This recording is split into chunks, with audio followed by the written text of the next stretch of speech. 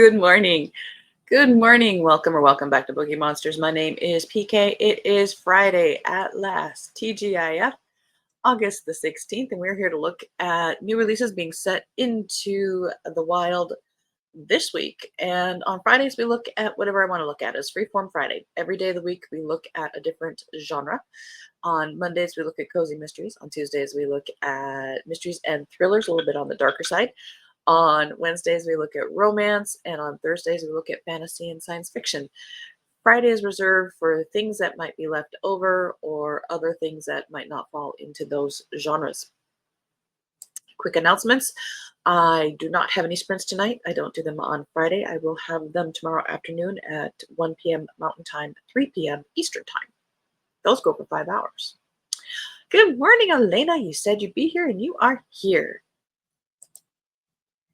Mary, good morning. Happy Friday, TGIF. Indeed. And she said good morning to Mary. How is everyone's day today? I'm going to Queensburger for lunch in Burbank. Oh, nice. Very nice. That puts me in the mood for hamburgers. Mary says, that sounds delicious. I love a good hamburger. Enjoy every bite. Indeed. Indeed. I don't know what we're having for dinner tonight, but I usually don't cook on Friday nights. Steve usually picks up something on the way home. Yay. All right, we are here to look at some new releases.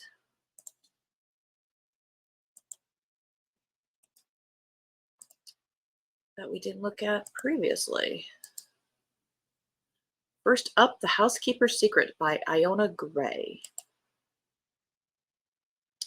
I like that name. My mom's middle name is Ione. Not with an but it's Ione. This is historical. Duty, desire, and deception reside under one roof. Standing in the remote windside moors of northern England, Coldwell Hall is the perfect place to hide. For the past 5 years, Kate Furness has maintained her professional mask so carefully that she almost believes she is the character she has created, Coldwell's respectable housekeeper. It is the summer of 1911 that brings new faces above and below stairs at Coldwell Hall, including the handsome and mysterious new footman, Jem Arden. Just as the house's shattered rooms open, so does Kate's guarded heart to a love affair that is as intense as it is forbidden. But Kate can feel her control slipping as Jem harbors secrets of his own. Told in alternating timelines from the last sun-drenched summer of the Edwardian Age to the mud-filled trenches of World War I, The Housekeeper's Secret opens its door to a world of romance, the truths we hold onto, and the past we must let go.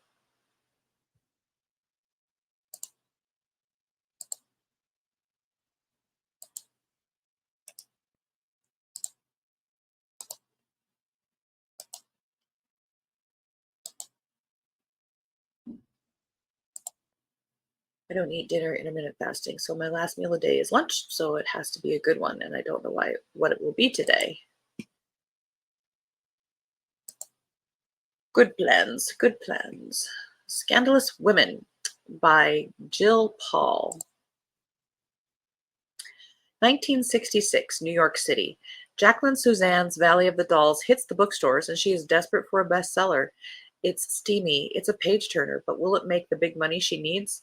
In London, Jackie Collins's racy The World is Full of Married Men launches her career, but neither author is prepared for the price they will pay for being women who dare to write about sex.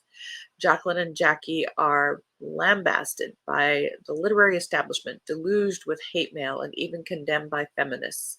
In public, both women shoulder the outcry with dignity. In private, they are crumbling, particularly since they have secrets they don't want splashed across the front pages. 1965, New York City. College graduate Nancy White is excited to take up her dream job at a Manhattan publishing house, but she could never be prepared for the rampant sexism she will encounter.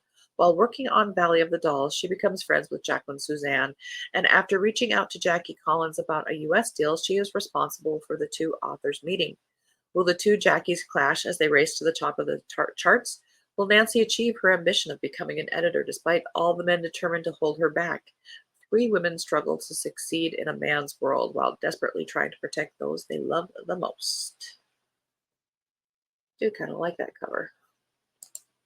Very throwback cover. I like it.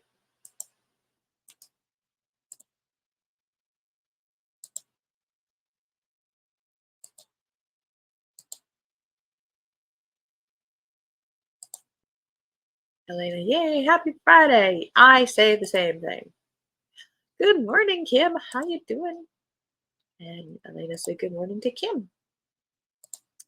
Next up, Murder in Retrograde by Lauren Lane. As the youngest physics professor at her university, practical-minded Miranda Reed plans her life with minute precision. But that's before she's denied tenure and the promotion she thought was guaranteed. Suddenly, her tidy life is anything but constant. Overdue for a sabbatical, Miranda takes some time to look toward the stars. Only this time, she's not looking for black holes. With her faith in science shaken, Miranda turns to a practice she's long dismissed as preposterous: astrology. Determined to figure out why her life has suddenly gone sideways, all they've said is no for this year. Learn to take disappointment and come back harder. Miranda commits to a year of letting her horoscope guide her. Soon she's taking on new home improvement projects, adopting a new pet, and studying what the stars have to say about her ideal love match. The intriguingly aloof artist living next door? Never. His Aries energy is all wrong. On the other hand, the charming father of her new tutoring pupil is Sagittarian perfection, made for her, right?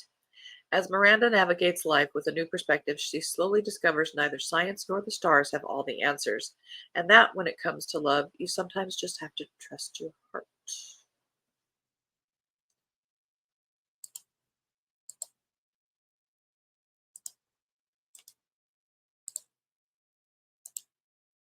Medusa by Natalie Grender.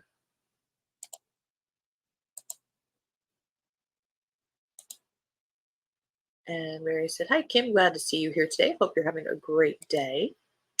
And if you're paying any attention to astrology right now, it is intense. It is. It is. Plus, we're still in Mercury retrograde. You know how Medusa's story ends, but you've never heard her tell her own story until now. The only mortal daughter of two sea gods and a priestess of Athena, Medusa was a woman who thought she had found her place in the world. But when Medusa suffers a horrific violation at the hands of Poseidon, Athena is outraged over the desecration of her name and sends a message by transforming Medusa into the snake-haired monster of legend.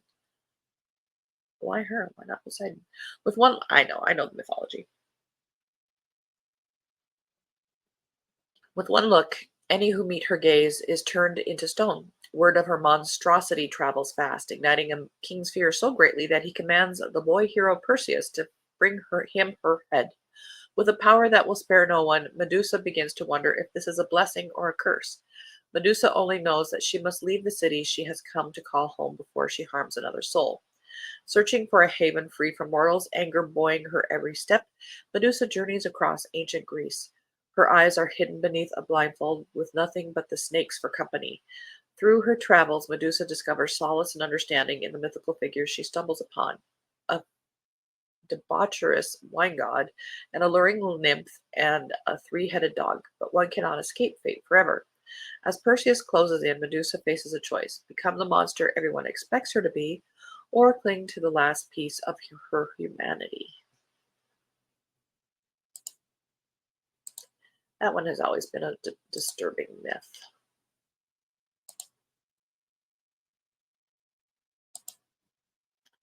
It's okay, tough month financially. Retirement is wonderful, but yeah, I've heard that. Know the feeling well, Kim. More month than money. I have heard that too. They probably won't have retirement in the next 10 years if things go a certain way. This one is nonfiction.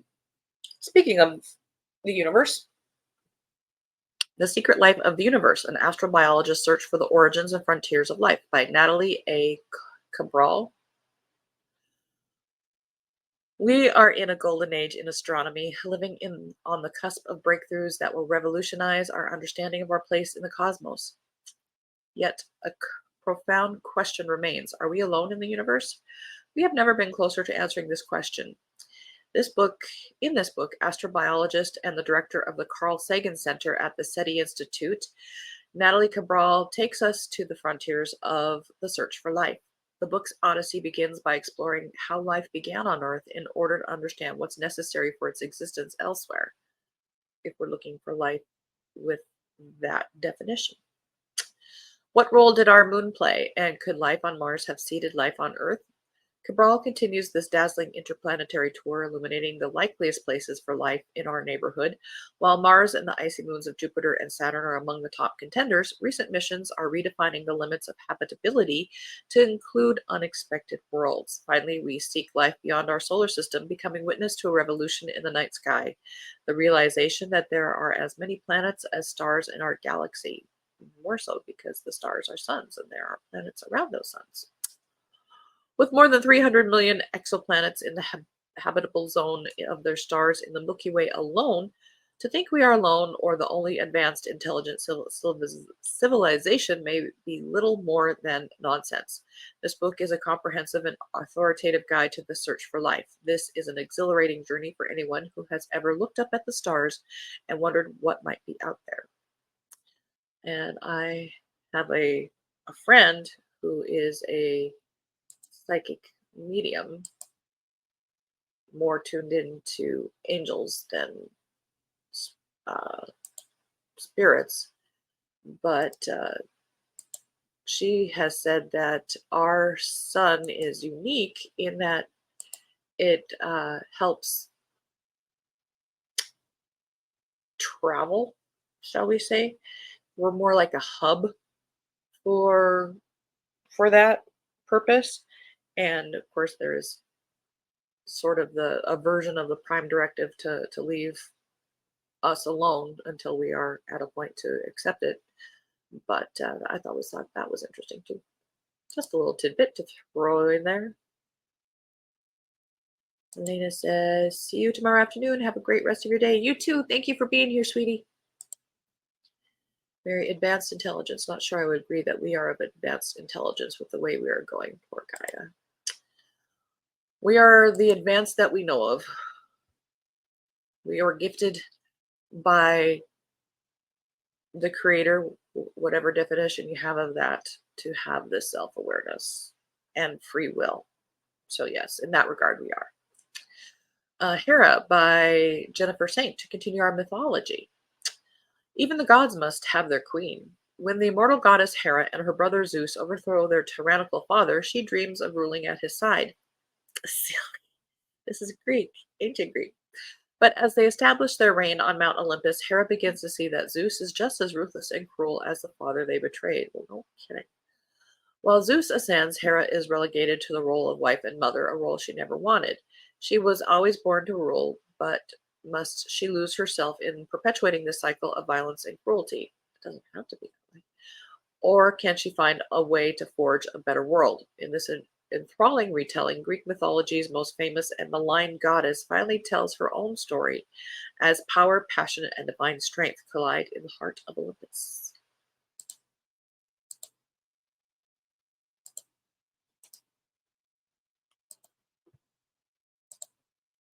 This next one is another nonfiction. I'm praying my disability will be approved. Oh, sending good thoughts that way too. Mary says, agree with that. And we'll be rooting for you, Kim. Good luck when you find out. Greek tales today, Hera and Medusa. And mythology with grudges, female grudges. Opacities on Writing and the Writing Life by Sophia Samatar. In a series of compressed dynamic prose pieces, Samatar blends letters from her friend with notes on literature, turning to Edouard Glissant to study the necessary opacity of identity, to Teresa Hak-kyung-cha for a model of literary kinship, and to a variety of others, including Clarice Lispector, Maurice Blanchot, and Rainier Maria Rilke, for insights on the experience and practice of writing. In so doing, Samatar addresses a number of questions about the writing life. Why does publishing feel like the opposite of writing? How can a Black woman navigate interviews and writing conferences without being reduced to a symbol? Don't make skin color a thing because people don't. Are writers located in their biographies or in their texts? And above all, how can the next book be written? Blurring the line between author and character, between correspondence and literary criticism, this book delivers a personal, contemplative exploration of writing where it lives, among impassioned conversations and the work of beloved writers.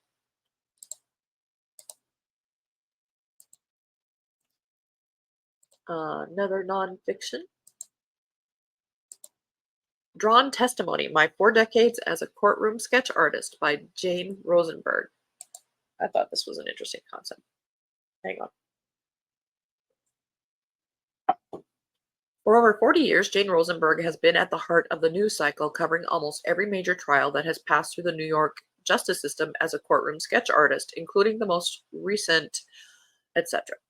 In Drawn Testimony, Rosenberg brings us into the dramatic high-stakes world of her craft, where art, psychology, and courtroom drama collide.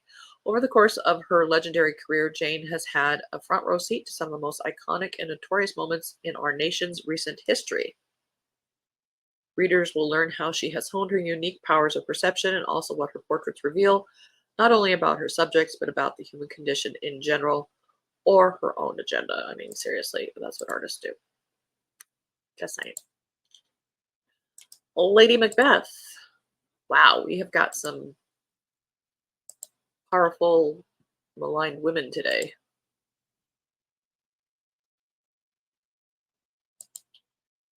Came at Social Security, so who knows? I went with a company with attorneys on staff. They don't get paid if you don't. Didn't see a downside to it. Oh, good luck. Good luck. Do I do much writing? I know you do a journal, but not sure how much of that writing and pictures you would be good at it if you aren't writing. I've always meant to. Ever since I was in grade school. I come up with the ideas and outlines and all that stuff. I just freeze up when it comes to the actual writing of it. I always have ideas though. Look at all those starred reviews. Indeed. Yeah, that other one? Sure. All right. Lady Macbeth by Ava Reed. The lady knows the stories, how her eyes induce madness in men. Ooh. The lady knows she will be wed to the Scottish brute who does not leave his warrior ways behind when he comes to the marriage bed.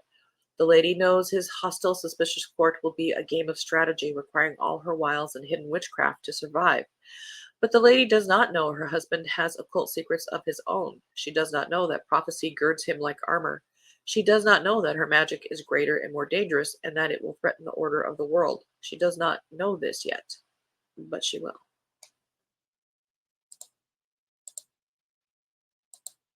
And then these last 4 were leftovers from Monday's cozies.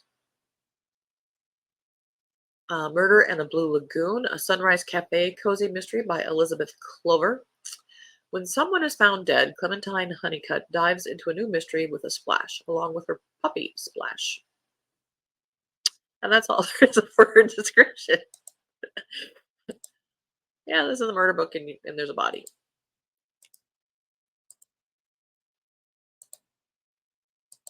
Simon Grave and the Girl with the Crab Tattoo by Len Boswell, 7th in the Simon Grave mysteries. Murder has come to Cab Cove once more, this time a triple murder. 3 young women, one a professional tennis star, are found dead within hours of each other. All have died by lethal injection, and each one has the same crab tattoo. Grave and his team set out to investigate the murders, quickly learning that they will be assisted by a young woman from Mars, Kismet Salamander, who has come to Earth as part of an exchange program between Crab Cove and the Mars colony. Salamander, a quirky and rebellious teen, the first girl born on Mars, has 2 goals: to solve the case and to check off as many items as possible on her crater list of things. Crater list, like a bucket list of things to see and do on Earth. She proves to be more than capable at both. As the case unfolds, Grave and Salamander discover that much more than the murder is involved. To solve the case, they will have to deal with a new technology that threatens not just Crab Cove and the Earth, but the entire universe itself. The year is 2055. Get ready for murders most foul and fun. I, as you can tell, did not expect that.